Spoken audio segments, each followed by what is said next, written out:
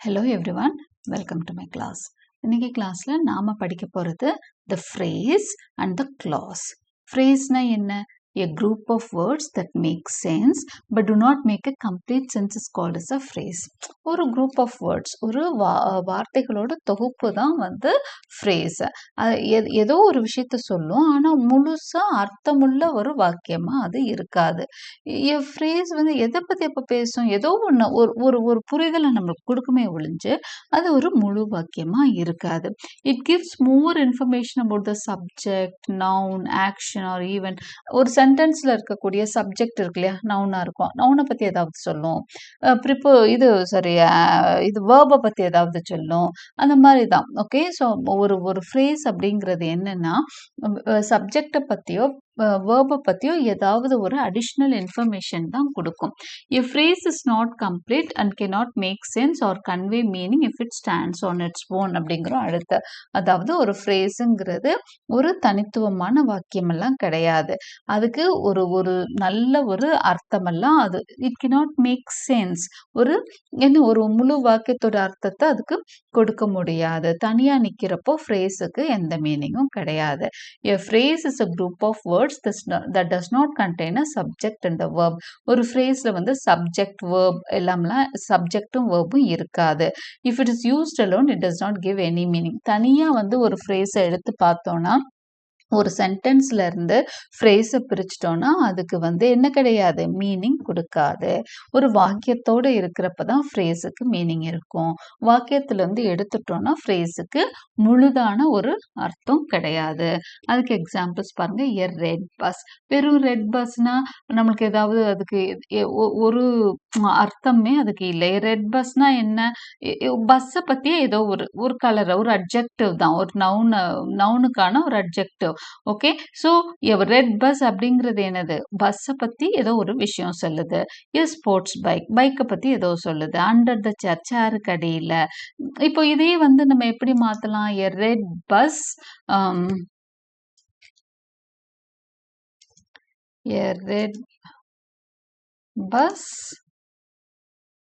was seen on the roadன்னு இருந்ததுன்னா அப்போ என்ன பண்ணும்? இந்த சென்டென்ஸ்க்கு நம்மளுக்கு மீனிங் கிடைக்கும். ஓகேங்களா? பட் ரெட் பஸ் அப்படின்னு சொல்றப்போ நம்ம அந்த இடத்துல அதுக்கு மீனிங் வரல. இல்லைன்னா I was travelling on a red bus அப்படின்னு போடுங்க, அதுக்கு meaning. I like a sports பைக்னு சொல்லுங்க. Under the chair, my dog was sleeping under the chair. On the desk, my bag was on the desk. To the movie, I went to the movie. So இப்படி வந்து ஒரு சென்டென்ஸோட ஒரு பகுதியாக தான் வந்து என்ன இருக்கும் அப்படின்னா ஃப்ரேஸ் இருக்கும். அதுக்குன்னு ஒரு தனித்துவமான மீனிங் இருக்காது. ஓகே, இப்போ இந்த ஃபாலோயிங் சென்டென்ஸ்ல பாருங்க. The sun rises in the east. You tell me how to do it. It was sunset of great beauty. So இது எல்லாம் நம்ம ஹைலைட் பண்ணியிருக்கிறது எல்லாமே பார்த்தீங்க அப்படின்னு சொன்னால் ஃப்ரேசஸ் தான். பட் இதுக்கெல்லாம் என்ன இல்லை, தனியாக எடுத்துட்டோன்னா அந்த சென்டென்ஸை வந்து பிரித்து எடுத்துட்டோன்னா அதுக்குன்னு தனியான மீனிங் இல்லை. நெக்ஸ்ட் பாருங்க. clause. clauseனா என்ன? A clause is a combination of words that makes up a sentence. It consists of a subject and verb. It has a complete meaning by itself. ஆனா clauseங்கிறது கொஞ்சம் ஃப்ரேஸ்லேருந்து வேறுபட்டது தான். ஏன்னா கிளாஸ் அப்படிங்கிறதுக்கு சப்ஜெக்டும் உண்டு, வேர்பும் உண்டு. அது சில சமயம் முழுமையான அர்த்தத்தையும் கொடுக்கும், தனித்துவமாகவும் அதால நிற்க முடியும். அதுதான் கிளாஸ். ஓகே, ஒரு சென்டென்ஸ்ல ஒரு பகுதி தான். எப்படி ஃப்ரேஸ் வந்து ஒரு பகுதியோ அது மாதிரி கிளாஸும் ஒரு சென்டென்ஸோட ஒரு பகுதி தான். ஆனா அந்த பகுதியை தனியா எடுத்தாலும் நம்மளுக்கு என்ன பண்ண முடியும்? அதோட மீனிங் வந்து புரியும். ஓகே, இதுதான் கிளாஸ். ஆனா கிளாஸ்லயே 2 டைப்ஸ் இருக்கு. என்னன்னா டிபெண்டன்ட் கிளாஸ் ஒன்னு, இண்டிபெண்டன்ட் கிளாஸ் அப்படின்னு 2 டைப்ஸ் இருக்கு. இண்டிபெண்டன்ட் கிளாஸ், டிபெண்டன்ட் கிளாஸ்ன்னு 2 டைப் இருக்கு.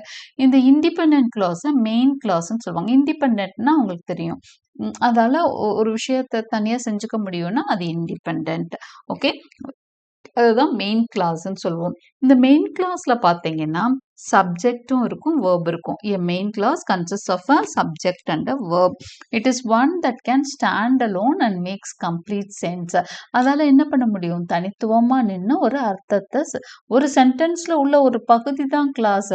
ஆனா அந்த சென்டென்ஸ்ல இருந்து கிளாஸை பிரிச்சு எடுத்துட்டா அதுல என்ன இருக்கும்? சப்ஜெக்ட் verb தனியா இருக்கும், அதுக்கு ஒரு முழுமையான அர்த்தமும் இருக்கும். That is why it is called an independent sense clause.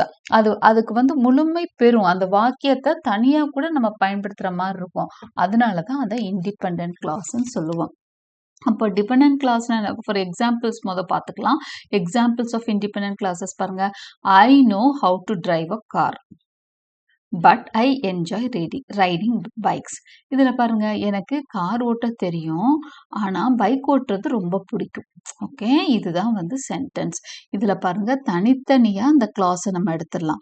I know how to drive a car, இது தனியா அந்த சென்டென்ஸ் நம்மளுக்கு இது ஃபுல்லா பாருங்க, சப்ஜெக்ட் இருக்கு, அதுல வேர்ப் இருக்கு, ஒரு முழு அர்த்தமும் கொடுக்குது. I know how to drive a car main clause.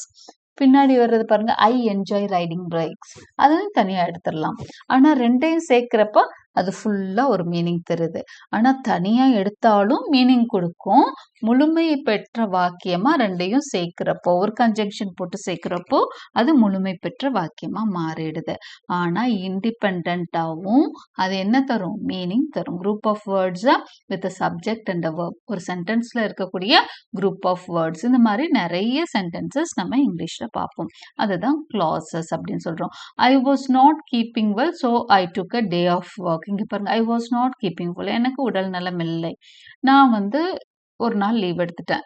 எனக்கு உடல் நலம் இல்லைங்கிறதையும் தனியா சொல்லலாம், நான் ஒரு நாள் லீவ் எடுத்துட்டேங்கிறதையும் தனியா சொல்லலாம். இப்போ ரெண்டையும் சேர்த்து கன்ஜங்ஷன்ஸோ போட்டு சொல்லி பாருங்க. எனக்கு உடல் நலம் இல்லை, அதனால் லீவ் எடுத்தேன். அப்போ அந்த சென்டென்ஸ் என்ன ஆயிடுச்சு? ஃபுல் ஆயிடுச்சு. இப்போ தனித்தனியாவும் அந்த சென்டென்ஸ்ல இருக்க கிளாஸை பிரிக்க முடியும். ஒன்னா சேர்க்கிறப்போ அது முழு வாக்கியமாகும். தனியா எடுத்தாலும் அதுக்கு பொருள் பெறும். அதுதான் வந்து இண்டிபெண்டன்ட் கிளாஸஸ். இப்போ subordinate clause or dependent clause, இதுல என்ன அப்படின்னா, இதுலயும் சப்ஜெக்ட் வேர்ப் எல்லாம் இருக்கும், ஆனா முழுமை பெறாது. ஓகே, அதுக்கு வந்து ஏதோ ஒரு கொஸ்டின் மார்க் அந்த இடத்துல வந்து ஒரு கேள்வியோடு நின்றும். அதுதான் வந்து டிபெண்டன்ட் கிளாஸ்.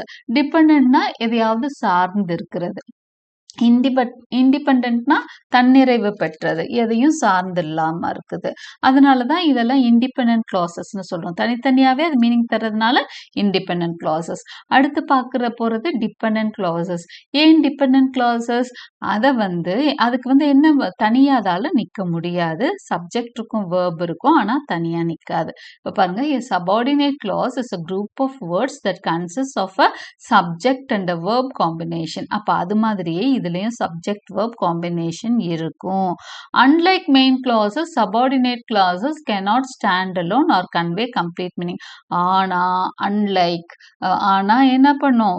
மெயின் கிளாஸஸ் மாதிரி அல்லாமல் சபார்டினேட் கிளாஸஸால தனித்துவமா நிக்க முடியாது, ஒரு கம்ப்ளீட் மீனிங் கொடுக்க முடியாது. அந்த சென்டென்ஸ் வாக்கியத்துல இருந்து பிரிச்சு எடுத்துட்டா கம்ப்ளீட் மீனிங் கொடுக்காது. when taken separately from the sentence it is part of it. அதோட சென்டென்ஸ்ல இருந்து தனியா எடுத்துட்டா அதுல என்ன இருக்கும்? ஒரு என்ன இருக்கும் அப்படின்னா, அதுல விடுபட்டு போயிருக்கும். அதுல நிறைய விஷயங்கள் வந்து நமக்கு கேள்விகளா நிற்கும். அதனால அது வந்து டிபெண்டன்ட் கிளாஸ். அப்போ ஒரு சபார்டினேட் கிளாஸ் அப்படிங்கிறது எது? ஒரு வேர்பும் இருக்கும், சப்ஜெக்ட் வேர்ப் இருக்கக்கூடிய ஒரு சென்டென்ஸ் தான். ஆனா அந்த மெயின் சென்டென்ஸ்ல இருந்து அதை எடுத்துட்டோம்னா அது தனித்துவமா பொருள் பெறாது. ஆனா டிபெண்டன்ட் கிளாஸ் என்ன சொன்னோம்? தனித்தனி ஒரு முழு வாக்கியத்துல இருக்கக்கூடியதுதான் சப்ஜெக்ட் வேர்ப் இருக்கும், தனியா எடுத்துட்டாலும் பொருள் பெறும்னு சொன்னேன் இல்லையா? இண்டிபெண்டன்ட் கிளாஸஸ்க்கு. இப்போ டிபெண்டன்ட் கிளாஸஸ்க்கு தனியா எடுத்தா பொருள் பெறாது. ஃபார் எக்ஸாம்பிள் இங்க பாருங்க, when I came home அப்படின்னு ஒரு சென்டென்ஸ் இருக்கு. மீதி என்ன? இங்க பாருங்க, ஐ இருக்கு, கேம் ஹோம் அந்த இதுவும் வேர்பும் வந்துடுது. இங்க போய் while we இருக்கு, சப்ஜெக்ட் இருக்கு, அடுத்து வேர்பும் இருக்கு, went to the movies வேர்பும் இருக்கு, ஆனா பொருள் தரலையே. இங்க ஏதாவது நம்ம போடணும்ல. when I came home என்ன நடந்தது? when we went to the movie what happened? when I came home what happened? அப்படின்ற மாதிரி கொஸ்டின் அரைஸ் ஆகுது இல்லையா? இங்க அந்த சென்டென்ஸ் வந்து நம்ம தனியா இதுக்கு மீனிங் வரல. இங்கெல்லாம் பாருங்க அப்படி இல்ல. I was not keeping well தனியா எடுத்தாலும் மீனிங் குடுத்தது.